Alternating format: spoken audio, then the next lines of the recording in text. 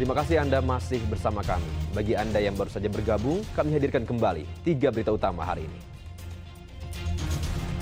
Kerap mempromosikan situs judi daring, seorang YouTuber asal Bandung ditangkap polisi. Seorang pawang ular tewas terkena bisa king cobra usai tampil dalam acara peringatan kemerdekaan di Sumedang. Lahan seluas 20 hektar di Majalengka ludes dilalap api.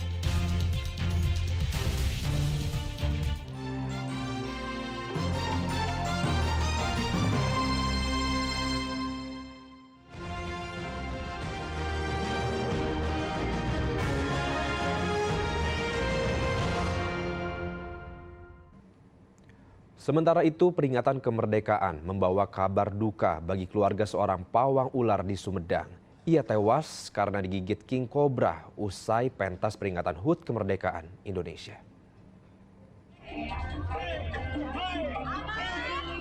Atraksi ini diperagakan Rosandi Maulana, seorang pawang ular asal Kecamatan Cisarua, Sumedang. Dalam atraksi di Desa Bantarmara, Jumat malam, tangan Rosandi sempat digigit ular. Namun pria berusia 63 tahun ini tetap melanjutkan atraksinya hingga selesai. 1 jam berselang, Rosandi tiba-tiba sesak nafas dan kejang-kejang. Ia dibawa ke RSUD Sumedang untuk penanganan medis. Namun 2 jam berselang, Rosandi meninggal dunia.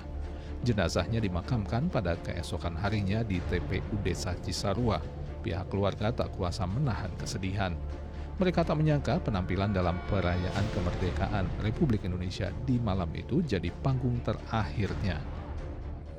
Beliau kemarin melaksanakan pentas di satu acara Dirgahayu Republik Indonesia ke-78 dan tampil di Desa Bantarmara. Dan setelah tampil pentas kurang lebih ada beberapa jam di situ mungkin dia terpatuk oleh ular. Kang, kalau dipatuknya itu pukul berapa dan bagian apa Kang yang dipatuk, lengan sebelah? Lengan tangan sebelah Kiri, tangan kiri. Di sebelah kiri, tepat pada sekitar pukul 10 malam. Diketahui ular yang menggigit Rosandi adalah jenis king cobra yang baru saja ditangkap. Meski berduka, pihak keluarga menganggap kepergian Rosandi adalah suatu musibah. Agung Gunawan melaporkan dari Sumedang. Bendera merah putih selalu dikibarkan tiap memperingati Hari Kemerdekaan. Di Kabupaten Tasikmalaya, bendera merah putih dengan panjang 150 meter dikibarkan dari puncak Bukit Panyang Rayan. Begitu juga di Majalengka. Ada 1.945 bendera dikibarkan di puncak Gunung Ciremai. Pengibaran itu sampai memecahkan rekor muri. Bantuan. Inilah bendera raksasa yang dikibarkan di Sukaraja, Kabupaten Tasikmalaya. Berada di ketinggian 340 meter, pengibaran bendera ini tidak begitu saja mulus. Sebelumnya, pengibaran sempat gagal karena tiangnya roboh dan talinya putus. Namun dalam percobaan ketiga, pengibaran bendera raksasa berjalan mulus. Butuh waktu sebulan dan peran serta 8 desa untuk mempersiapkan bendera merah putih dengan ukuran 150 kali 10 meter ini. Diharapkan dengan pengibaran bendera raksasa di Bukit Panyang Rayan ini bisa membangkitkan rasa nasionalisme dan cinta tanah air sekaligus sebagai promosi wisata bukit tersebut kepada masyarakat luas. Ini baru pertama kali ya Pak? Ya betul, pertama kali. Idenya dari mana ya Pak? Ide awalnya dari saya selaku Ketua Panitia, kemudian saya koordinasi dengan Muspika, kemudian para kades. Alhamdulillah semuanya mendukung, termasuk pengelola dari Bukit Panyang Rayan, kemudian tokoh-tokohnya semua mendukung. Empat penjahit, empat penjahit, kemudian digabungkan dalam satu ruangan yang luas, kemudian didesain sedemikian rupa, kemudian pada saat gladi itu ada yang jebol, diulang lagi, kemudian dibentangkan di lapangan yang lebar, kemudian disusun kembali lagi. Kain hafal nggak Pak? Kain yang dibutuhkan berapa kilo? Sekitar 12 roll. Pembentakan bendera merah putih juga berlangsung di Curug Bangkong, Kecamatan Cisayong, Kabupaten Tasikmalaya. Bendera dengan ukuran 6 x 3 meter dikibarkan di tebing setinggi 50 meter dan tepat berada di samping air terjun. Pengibaran bendera di lokasi ini adalah untuk mempromosikan objek wisata Curug Bangkong. Dalam rangka memperingati Hari Ulang Tahun Republik Indonesia yang ke-78, FK Tagana Kabupaten Tasikmalaya melaksanakan kembali kegiatan rutin tahunan, yaitu pengibaran bendera raksasa berukuran 6 x 3 meter yang kali ini dilaksanakan di Curug Gado Bangkong, Kecamatan Cisayong. Mudah-mudahan dengan adanya kegiatan kami ini bisa menyokong keberlangsungan pariwisata di Kabupaten Tasikmalaya. Di puncak Gunung Ciremai, Majalengka, peringatan Hari Kemerdekaan diwarnai dengan pengibaran 1945 bendera merah putih. Tidak hanya itu, upacara bendera juga digelar dan diikuti 1.852 peserta yang datang dari anggota Pangkalan Udara Sugiri Sukan Majalengka, pelajar, pecinta alam hingga masyarakat. Untuk tahun kali ini saya sangat bangga karena melihat bukan hanya karena kami saja untuk merayakan kemerdekaan, tapi juga dari elemen-elemen masyarakat. Kita deploy 1945. Seluruh bendera yang kita siapkan semuanya habis. Namun saya pikir itu bisa lebih karena dari 55 pos yang naik ke puncak turut juga meramaikan di atas. Aksi ini pun mendapat penghargaan dari MURI sebagai pengibaran bendera merah putih terbanyak di puncak gunung. Setelah diskusi dengan tim kami, maka TNI AU Pangkalan Udara Sugiri Sukani itu wajib dan pantas mendapatkan piagam dunia. Emang sebelumnya belum ada, Pak? Kalau dibilang sudah ada, tapi kalau untuk yang terbanyak seperti ini di puncak gunung baru kali ini. Pengibaran bendera di ketinggian 3.078 meter di atas permukaan laut ini sebagai bentuk kecintaan terhadap tanah air. Eko Setiabudi dan Agun Gunawan melaporkan dari Kabupaten Tasikmalaya dan Majalengka.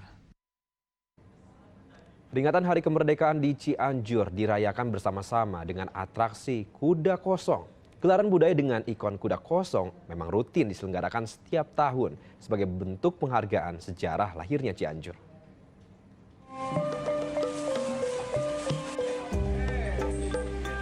Seperti inilah persiapan pawai kuda kosong di Kabupaten Cianjur. Kuda pilihan ini didandani layaknya kuda zaman kerajaan.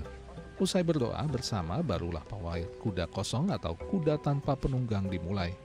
Tradisi pawai kuda kosong sudah berlangsung sejak abad 16. Dalam sejarahnya, berdirinya Cianjur, kuda kosong merupakan pemberian Raja Mataram kepada Raja Cianjur sebagai hadiah dan sebagai tanda kedua kerajaan sama-sama berdaulat. Berkait dengan Hari Kemerdekaan Republik Indonesia, maka berkait dengan itu pula tradisi kuda kosong ini terus digelar untuk mengenang bahwa Cianjur tidak pernah di dalam jajahan Mataram. Untuk kuda sendiri ini dari mana, Pak? Kuda hari ini bukan milik Kabupaten Cianjur, bukan milik Pemda Cianjur, tapi kita menyewa kuda itu. Karena kuda yang dahulu mungkin sudah tidak ada, jadi tidak ada keturunannya, maka hari ini menggunakan kuda sewaan. Untuk jenis kuda sendiri itu harus sama, Pak, dari tahun ke tahun atau gimana, Pak? Tidak harus sama. Yang penting nilainya, karena kita kan bukan mencari bentuk kesamaannya, tapi esensinya yang kita kemukakan sebagai pendidikan historis, pendidikan sejarah bagi masyarakat Cianjur. Selain pawai kuda kosong, gelaran budaya ini juga untuk memperingati 346 tahun Hari Jadi Cianjur, serta memperingati Hari Kemerdekaan Republik Indonesia. Tak heran gelaran budaya ini juga dimeriahkan berbagai hiburan lainnya, seperti drum band, kuda lumping, seni engrang, hingga atraksi budaya lainnya. Saya mengucapkan apresiasi, terima kasih kepada seluruh warga masyarakat Cianjur, baik yang melaksanakan pawai maupun yang menonton. Acaranya luar biasa dan sengaja di tahun ini saya rubah. Yang biasanya adalah pemerintah yang pawai, sekarang masyarakat yang pawai. Sehingga masyarakat merasa memiliki Hari Jadi Cianjur ke-37. Ini melibatkan berapa kecamatan, Pak Haji, kira-kira? 32 kecamatan, ya, 32 kecamatan dan termasuk sekolah-sekolah SMA, SMP, dan juga organisasi masyarakat, termasuk pesantren dan lain sebagainya. Gelaran budaya dengan ikon kuda kosong ternyata sangat dinanti warga setiap bulan Agustus. Terlihat warga memadati jalan protokol sepanjang 1,5 kilometer. Biasa per tahunnya emang ada Bu Pawai kayak gini? Tahun pasti ada, alhamdulillah udah ke 3 kali ya lewat rumah. Jadi dari kemarin udah siap-siap deh. Mau lihat keseruan pawai ini. Ini yang ditunggu dari pawai ini apa sih Bu? Pertamanya sih kuda kosong. Kuda kosong tuh mungkin dari dulu ya. Kuda kosong dari dulu, dari saya lagi kecil selalu ada kuda kosong. Kuda kosong tuh kuda jalan tapi nggak ada penunggangnya. Harapan Ibu sendiri Bu ini gimana Bu? Ya, semoga aja selamanya tetap ada gitu, jangan sampai dihilangkan. Gelaran budaya Cianjur ini juga sebagai sarana komunikasi dengan warga serta memperkenalkan tradisi dan budaya. Rendra Gosali melaporkan dari Cianjur.